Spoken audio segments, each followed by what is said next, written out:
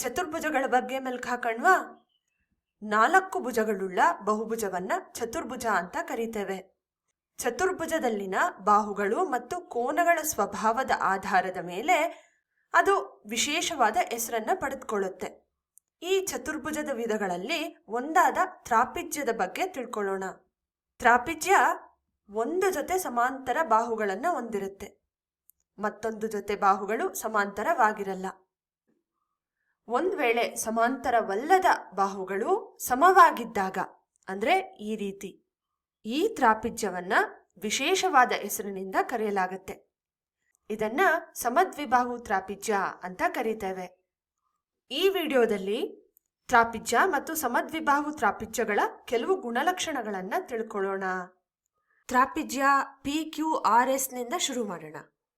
ಇಲ್ಲಿ PS QR ಸಮಾಂತರವಾಗಿದೆ. ಒಂದು ವೇಳೆ ಈ ಕೋನ Q ಮತ್ತು ಕೋನ R ನಮ್ಗೆ ಕೊಟ್ಟಿದ್ರೆ ಇವೆರಡನ್ನ ಬಳಸ್ಕೊಂಡು ಇನ್ನುಳಿದ 2 ಕೋನಗಳನ್ನ ನಮ್ಗೆ ಕಂಡುಹಿಡಿಲಿಕ್ಕಾಗತ್ತಾ? PS ಬಂದು QR ಸಮಾಂತರವಾಗಿದೆ. PQನ ಒಂದು ಅಡ್ಡರೇಖೆ ಅಂತ ನಾವು ಪರಿಗಣಿಸಿದ್ರೆ ಈ 2 ಕೋನಗಳೇನಾಗ್ತದೆ? ಸಹ ಆಂತರಿಕ ಕೋನಗಳಾಗ್ಬಿಡುತ್ತೆ. ಕೋನ P ಮತ್ತು ಕೋನ Q ಇದೆರಡರ ಮೊತ್ತ 180 ಡಿಗ್ರಿಗಳಿಗೆ ಸಮನಾಗಿರ್ಬೇಕು. ಅಂದ್ರೆ ಈ ಅಡ್ಡರೇಖೆಯ ಒಂದೇ ಬದಿಯಲ್ಲಿ ಕಂಡುಬರ್ತಿರುವ ಮತ್ತು ಆಂತರಿಕವಾಗಿರುವ 2 ಕೋನಗಳನ್ನ ಕೂಡಿದ್ರೆ ನಮ್ಗೆ 180 ಡಿಗ್ರಿಗಳು ಸಿಕ್ಕತ್ತೆ.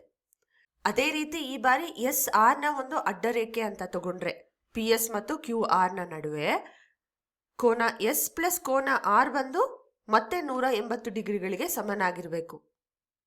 ಯಾಕೆಂದ್ರೆ ಈ 2 ಕೋನಗಳು ಸಹ ಆಂತರಿಕ ಕೋನಗಳಾಗಿರುತ್ತೆ. ಇದನ್ನ ಬಳಸ್ಕೊಂಡು ನಾವು ಕೋನ P ಎಷ್ಟು ಅಂತ ಕಂಡುಹಿಡಿಬಹುದು. ಕೋನ Q ನಮ್ಗೆ ಕೊಟ್ಟಿದ್ರಿಂದ ಕೋನ P ಬಂದು 180 ಡಿಗ್ರಿಗಳು ಮೈನಸ್ ಕೋನ Q ಆಗಿರುತ್ತೆ. ಅದೇ ರೀತಿ ಈ ಸಮೀಕರಣವನ್ನ ಬಳಸ್ಕೊಂಡು ಕೋನ S ಎಷ್ಟಾಗಿರುತ್ತೆ ಅಂತ ನಾವು ಕಂಡುಹಿಡಿಬಹುದು. ಈಗ ಸಮದ್ವಿಬಾಹು ತ್ರಾಪಿಜ್ಯದಲ್ಲಿ ಕೋನಗಳು ಇದೇ ರೀತಿ ಯಾವ್ದಾದ್ರೂ ಗುಣಲಕ್ಷಣವನ್ನ ಹೊಂದಿರುತ್ತಾ ನೋಡೋಣ. AD ಬಂದು BCಗೆ ಸಮಾಂತರವಾಗಿದೆ. A ಮತ್ತು D ನಿಂದ AX ಮತ್ತು DY ಅನ್ನುವ 2 ಲಂಬ ರೇಖೆಗಳನ್ನ BC ನ ಮೇಲೆ ಬರ್ಕೊಳ್ಳೋಣ. ಇದು ಸಮದ್ವಿಬಾಹು ತ್ರಾಪಿಜ್ಯ ಆಗಿದ್ರಿಂದ AD ಬಂದು BCಗೆ ಸಮಾಂತರವಾಗಿದೆ. AX ನ ನಾವು ಒಂದು ಅಡ್ಡರೇಖೆ ಅಂತ ಪರಿಗಣನೆಗೆ ತಗೊಂಡ್ರೆ ಈ ಕೋನನ M ಅಂತ ಕರೆಯೋಣ. ಈ ಕೋನ M ಪ್ಲಸ್ X ಬಂದು 180 ಡಿಗ್ರಿಗಳಿಗೆ ಸಮವಾಗಿರ್ಬೇಕು. X ಬಂದು 90 ಡಿಗ್ರಿಗಳು. ಹಾಗಾಗಿ ಕೋನ M ಏನಾಗಿರುತ್ತೆ? 180 ಮೈನಸ್ 90 ಮತ್ತೆ 90 ಡಿಗ್ರಿಗಳಾಗಿರುತ್ತೆ. ಈ ಬಾರಿ DY ನ ಅಡ್ಡರೇಖೆ ಅಂತ ತಗೊಂಡ್ರೆ ಈ ಕೋನ N ಅಂತ ಕರೆಯೋಣ.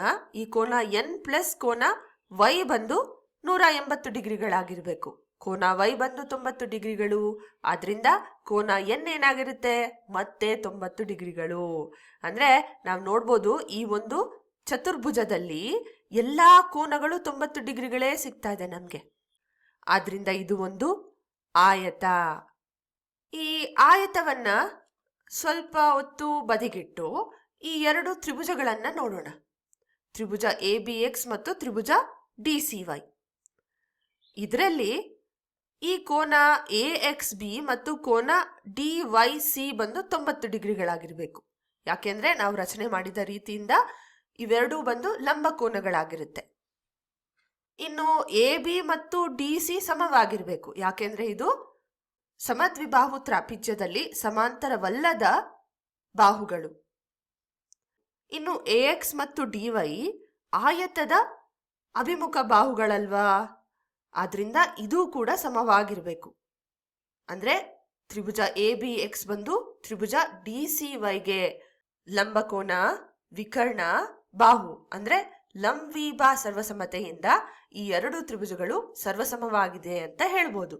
ಹಾಗಿದ್ದಾಗ ಸರ್ವಸಮ ತ್ರಿಭುಜಗಳ ಅನುರೂಪ ಭಾಗಗಳು ಸಮವಾಗಿರ್ಬೇಕಲ್ವಾ? ಆದ್ರಿಂದ ನಾವು ಕೋನ B ಬಂದು ಕೋನ Cಗೆ ಸಮ ಅಂತ ಹೇಳ್ಬೋದು. ನೋಡಿ, ಈ ಕೋನ B ಮತ್ತು ಕೋನ C ಈ ತ್ರಾಪಿಜ್ಯದ 2 ಕೋನಗಳಲ್ವಾ? ಅಂದ್ರೆ ಒಂದು ಸಮದ್ವಿಬಾಹು ತ್ರಾಪಿಜ್ಯದಲ್ಲಿ ಸಮವಾದ ಬಾಹುಗಳಿರುತ್ತಲ್ಲ, ಅದರ ಅಭಿಮುಖ ಕೋನಗಳು ಅಂದ್ರೆ ಎ ಬಿಗೆ ಅಭಿಮುಖವಾಗಿ ಸಿ ಇತ್ತು, ಡಿ ಸಿಗೆ ಅಭಿಮುಖವಾಗಿ ಬಿ ಇತ್ತು. ಈ ಎರಡೂ ಕೋನಗಳು ಸಮವಾಗಿರುತ್ತೆ. ಅಂದ್ರೆ ಒಂದು ಸಮದ್ವಿಬಾಹು ತ್ರಾಪಿಜ್ಯದಲ್ಲಿ ಯಾವುದಾದ್ರೂ ಒಂದು ಕೋನವನ್ನ ಅಂದ್ರೆ ಕೋನ ಬಿನ ಅಥವಾ ಕೋನ ಸಿನ ನಮ್ಗೆ ಕೊಟ್ರೆ ಸಾಕು, ನಾವು ಅದನ್ನ ಬಳಸ್ಕೊಂಡು ಇನ್ನು ಉಳಿದ 3 ಕೋನಗಳನ್ನ ಕಂಡುಹಿಡಿಬಹುದು. ಕೋನ ಸಿ ಕೊಟ್ಟಿದ್ರೆ ನಮ್ಗೆ ಕೋನ ಸಿ ಪ್ಲಸ್ ಕೋನ ಡಿ ಬಂದು 180 ಡಿಗ್ರಿಗಳಿಗೆ ಸಮವಾಗಿರ್ಬೇಕು. ಇದನ್ನ ಬಳಸ್ಕೊಂಡು ಕೋನ ಡಿ ನ ಕಂಡುಹಿಡಿಬಹುದು. ಕೋನ ಸಿ ಕೋನ ಬಿಗೆ ಸಮವಾಗಿರುತ್ತೆ, ಹಾಗಾಗಿ ಕೋನ ಬಿ ಪ್ಲಸ್ ಕೋನ ಎ ಬಂದು 180 ಡಿಗ್ರಿಗಳು. ಇದನ್ನ ಬಳಸ್ಕೊಂಡು ಕೋನ ಎ ನ ಕೂಡ ಕಂಡುಹಿಡಿಬಹುದು.